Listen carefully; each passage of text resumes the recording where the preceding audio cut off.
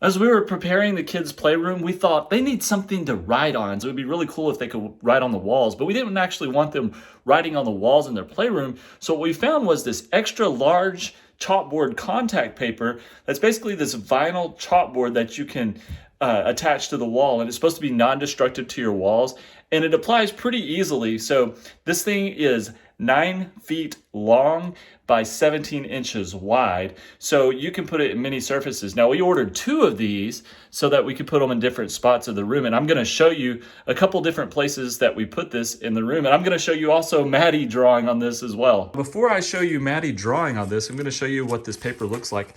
It is actually pretty thin. It is vinyl. It comes with this grid on the back so that you can measure out whatever length that you need. And it just rolls down, so you start from the top and just roll it to the bottom. See, we also put it over here on this door.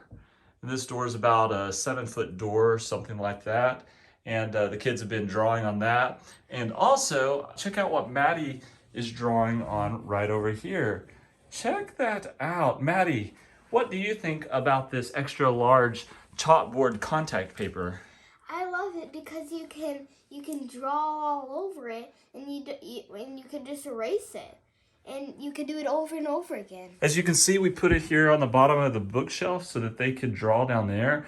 We put it right over here on this door, and then we put it as you enter the room as well so that they could write notes to us and notes to themselves and stuff like that. And let me just show you, writing on this is pretty simple. It comes with 5 different pieces of chalk. I've got 4 here. It comes with 2 white pieces of chalk, a pink, a yellow, and a blue. Now this is on a textured wall right here. That's why you're seeing all this, but the door is not textured and the bookshelf is not textured. So you see 3 different surfaces that we put this on. We put this on a textured painted surface here. We put this on a door right here.